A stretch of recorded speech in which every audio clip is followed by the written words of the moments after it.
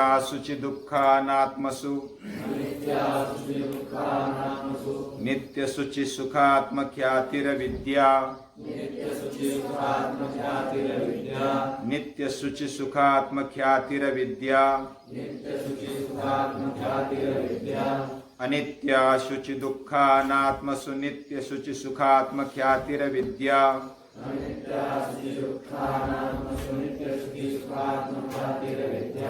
अविद्या क्षेत्रमुत्तरेषां प्रसुप्ततनुविच्छिन्नोदाराणाम् अविद्या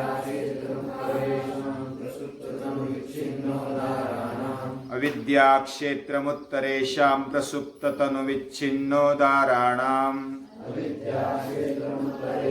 प्रसुप्ततनुविच्छिन्नोदाराणाम् अनित्यासु च दुःखानात्मसु नित्यसु च सुखात्मख्यातिरविद्या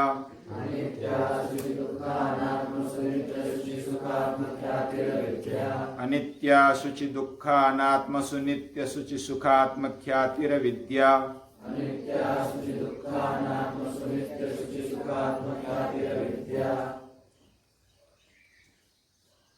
महर्षि पतंजलि,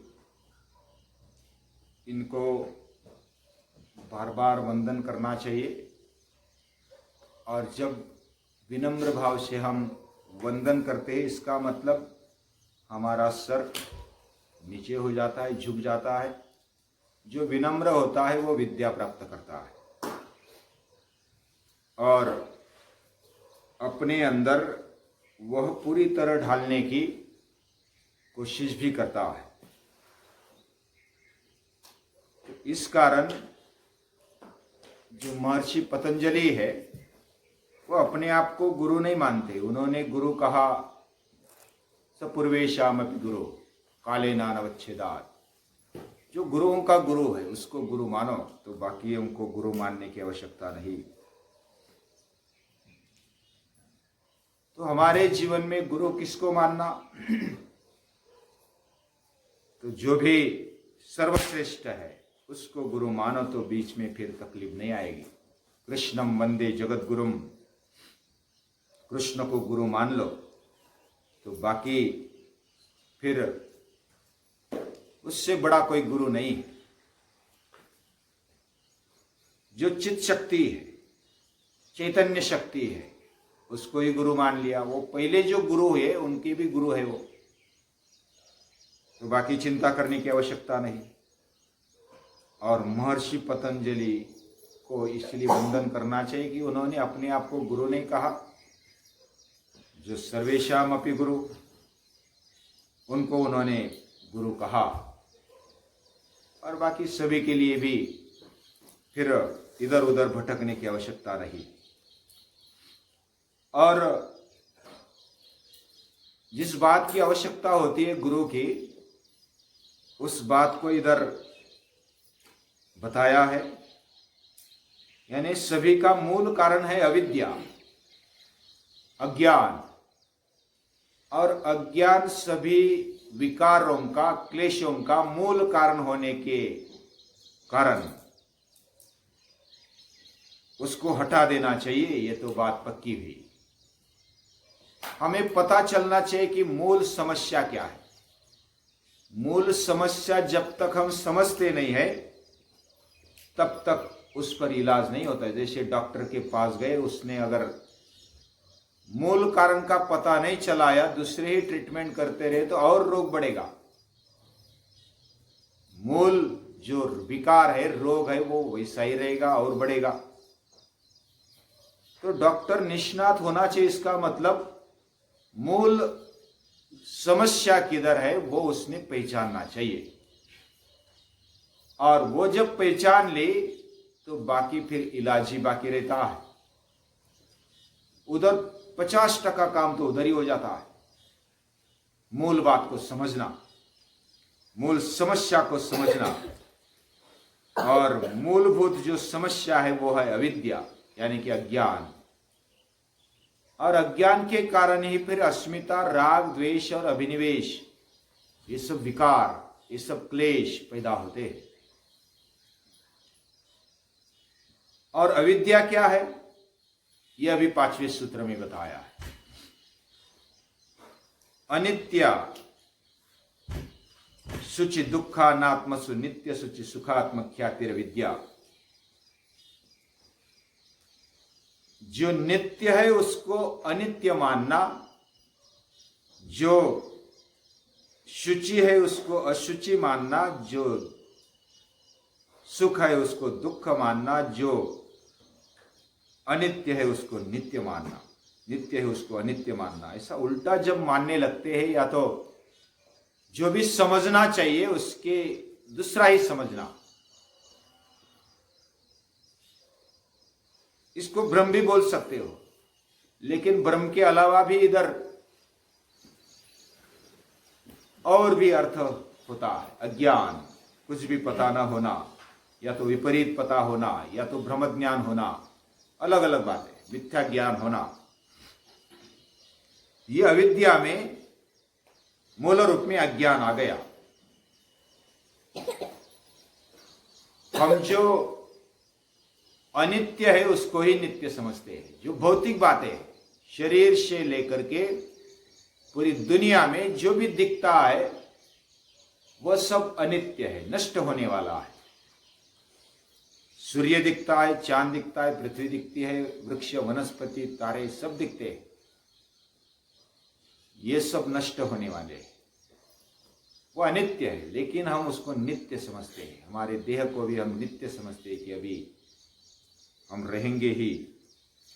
ऐसा जो समझते हैं, अनित्य बात को नित्य समझना या तो नित्य बात को अनित्य समझना, ये दोनों अविद्या है। वैसे ही जो शुचि है उसको अशुचि समझना, जो पवित्र है उसको अपवित्र समझना, जो अपवित्र है उसको पवित्र समझना। हमारे देह को या तो जो अभी हमारा शरीर हमें मिला है वह वैसा अगर देखा जाए तो विकारों के कारण, गंदगी के कारण, मलमूत्र के कारण वह अशुद्ध है, और उसमें हम ज्यादा घुस गए हैं, इसलिए हम भी अपवित्र हो गए। और अपवित्र होने के बावजूद भी एक आध बात हमने जीवन में लाई और समझने लगे कि हम पवित्र हो गए। या तो भगवान का मंदिर में दर्शन कर लिया तो इससे समझ लिए कि हम पवित्र हो गए, गंगा में नहा लिए तो समझ लिए कि हम पवित्र हो गए। तो ये जो अपवित्रता है उसको ही पवित्र समझना। मूल रूप में मन की शुद्धि नहीं हुई, फिर भी हम अपने आप को पवित्र मानने लगे। मन को मूल रूप में शुद्ध जो भी है उसको उस अवस्था में लाना और उसको उच्चतम यानी कि आत्मशक्ति तक उसको ले जाना, ये पवित्रता है। लेकिन हम अपने आप को अपवित्र होते हुए भी पवित्र समझते हैं, या तो अलग अलग बातों को जिसको अपवित्र समझना चाहिए उसको पवित्र समझते हैं। एक पूजा में एक श्लोक आता है, अपवित्र पवित्रो वा सर्वावस्थांगतोपि वा यस्मरेत पुंडरीकाक्षम स बाह्याभ्यंतर शुचि। शुचि कौन है? पवित्र हो या अपवित्र हो। कोई ऐसे बोलते कि भगवान का चिंतन किधर करना चाहिए? मंदिर में करना चाहिए, कोई बोलते हैं शुद्ध स्थान पर करना चाहिए, तीर्थ स्थान पर करना चाहिए। लेकिन इधर बताया अपवित्र पवित्रो वा, पूजा में बताया है पवित्र हो या अपवित्र, कौन सी भी, ये सर्वावस्थांगतोपि वा, कौन सी भी अवस्था हो। बहुत सारी महिलाएं बोलती है कि मंथली पीरियड में पूजा नहीं करनी चाहिए, मंदिर में नहीं जाना चाहिए, भगवान को नमस्कार नहीं करना चाहिए। लेकिन पूजा में बताया है, मैं नहीं बता रहा हूं मेरे तरफ का। अपवित्र पवित्रो वा सर्वावस्थांगतोपि वा, सर्वावस्थांगतो, कोई भी अवस्था हो, कुछ भी अवस्था, हम टॉयलेट में हो या बाहर हो, मंदिर में हो या घर में हो, बीमार हो या अच्छे हो, कुछ भी कोई भी अवस्था में, सभी अवस्थाओं में यस्मरेत पुंडरीकाक्षम, जो भगवान का स्मरण करता है, सबाह्याभ्यंतर शुचि, वह बाहर से और अंदर से पवित्र हो जाता है। वह पवित्र है, यानी जिस समय उसने ध्यान कर लिया उस समय वो पवित्र हो गया। लेकिन ध्यान ऐसा ही नहीं होता। ध्यान क्या होता है आगे हम देखेंगे।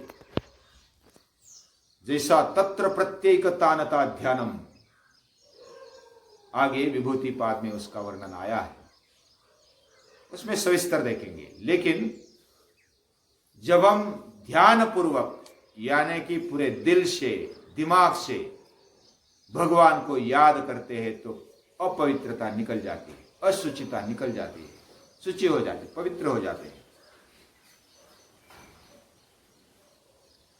अभी कुछ समय ऐसे होते हैं, कुछ अवस्था ऐसी होती है, शुद्धता रखनी चाहिए, ये बात है।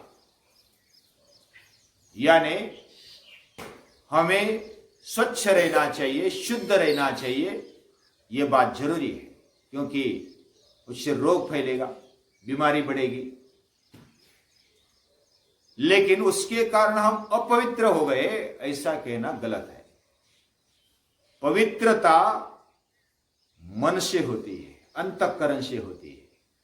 उसका संबंध शरीर से कम है और अंतःकरण से ज्यादा है। हम किसको क्या समझते हैं, तो ये इधर बताया है। विद्या यानी जो समझना चाहिए उससे गलत समझना। अभी आगे बताया, सुख को दुख समझते या तो दुख को सुख समझते हैं। जैसे भोजन में हमें बासुंदी ज्यादा पसंद आई, 2 वाटी ज्यादा पी ली। हाँ, जितना पेट भरना चाहिए उतना भर लिया, 2 वाटी ज्यादा पी ली, तो ऐसा लगता है कि हमें सुख मिल गया। लेकिन वो टेम्पररी रहता है। फिर रात में गड़बड़ हो जाती है, पेट दुखने लगता है, नींद नहीं आती, करपट ढेकर आने लगते हैं, और सुबह सुबह फिर अस्वस्थ हो गए, पूरा दिन बिगड़ गया। यानी 5 मिनट का सुख पाने के लिए हमने आने वाले एक दिन को बिगाड़ दिया। उसमें भी अगर अच्छी ट्रीटमेंट मिल गई तो ठीक है, नहीं तो कोई डॉक्टर और बीमार कर देता है, हम भी और उसको संभाल कर रखते हैं और अस्वस्थ हो जाते हैं। इसमें जिसको सुख समझना चाहिए उसको सुख नहीं समझा, जिसको जो दुख था बाद में, उस टेम्पररी सुख को हमने, दुख को हमने सुख समझा। और जो सुख होता है उसको दुख समझा। यानी हमने लिमिटेड खाना चाहिए, मर्यादा में खाना चाहिए, सुख कारक बात है। ज्यादा देर के लिए, सातत्य के लिए, उसको हमने दुख समझा। जो सुख की बात है उसको दुख समझा। एक उदाहरण दे दिया और आगे बताया, जो आत्मा है उसको अनात्मा समझना और जो अनात्मा है उसको आत्मा समझना। यानी आत्मशक्ति जो अंदर बैठी है, जो इस चराचर में बसी है, उसको सही अर्थ में समझना, ये सही बात है, ये विद्या है। लेकिन हमारे अंदर जो चैतन्य शक्ति, उसको न समझते हुए शरीर को ही आत्मा समझना, मेरे इंद्रियों को, मेरे जो नजदीक है, आत्मीय है, उनको ही आत्मा समझना, खुद का समझना, खुद समझना, ये अनात्मा वाली बात है। यानी शरीर को ही आत्मा समझना, इंद्रियों को ही सर्वस्व समझना, भोग को ही सर्वस्व समझना, ये आत्मा समझने जैसा है उसको। यानी उसके बिना चलेगा ही नहीं। ऐसे जिस बात के बारे में हम समझते हैं उसको आत्मा समझ बैठते हैं, उसके बिना चलेगा नहीं।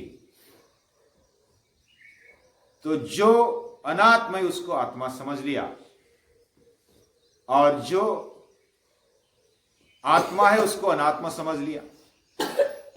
यानी खुद जो मूल रूप है, शुद्ध रूप है, उसको हमने अनात्म समझ लिया, तो ये अविद्या है।